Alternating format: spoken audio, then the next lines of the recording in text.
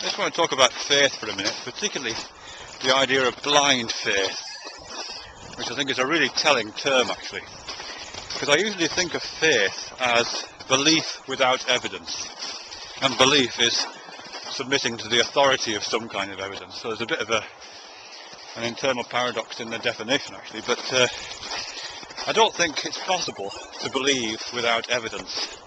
So I'm not sure that's a good definition of faith.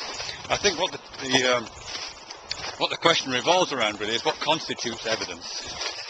I think I think faith is more accurately thought of as believing without empirical evidence, or believing without objective evidence, believing without evidence that's been tested and critiqued in some way, and believing without evidence that's shared by other people. It's interpersonal.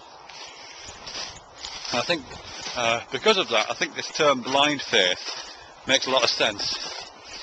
Because when we talk about belief with evidence, you know, interpersonally available evidence, empirical evidence, scientific evidence, that kind of thing, where we use a lot of visual metaphors with that.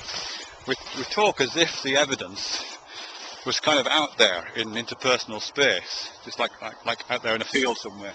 So if I'm standing in a place to see it, you're also standing in a place where you can see it. It's out there in shared interpersonal space.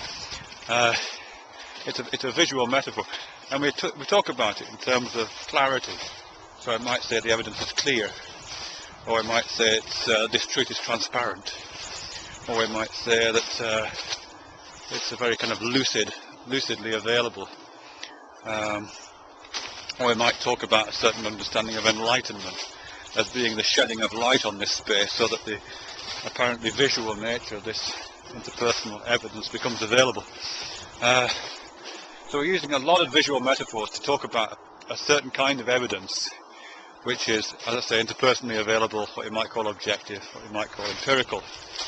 But I think if you believe something, but it lacks that kind of interpersonal availability, and if you say to someone, do you see what I mean, and they say no, so therefore it's, as I say, lacking interpersonal availability and lacking this kind of visual metaphor, that doesn't mean to say there's no evidence for it. It just means that the evidence isn't of that kind. It's more idiosyncratic, more personal, probably has no interpersonal validity at all, has no empirical validity, has no rational validity possibly, but it doesn't mean to say it doesn't exist. And I think we can see that by looking at the different metaphor that's deployed there. When you're talking about faith evidence, you talk about that faith being blind. In other words, it's not evidence that's available to the metaphorical sense of sight at all, but it might be available to a metaphorical sense of touch.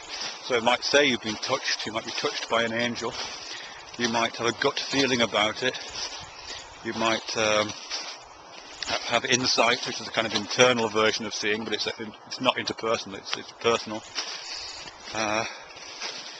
It might even be a question of taste, which again is a kind of internal, personal thing. It's intuitive. That doesn't mean to say it's right, of course. I'm not saying that evidence that's not interpersonal and that's not empirical has the same validity as interpersonal empirical evidence. It's just that it is a kind of evidence. So I just don't think it's accurate to say that faith is belief without evidence.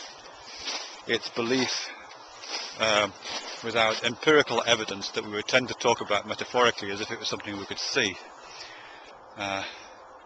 And in that case, a term like blind faith is appropriate. It's the evidence that's only available when you've got your eyes shut.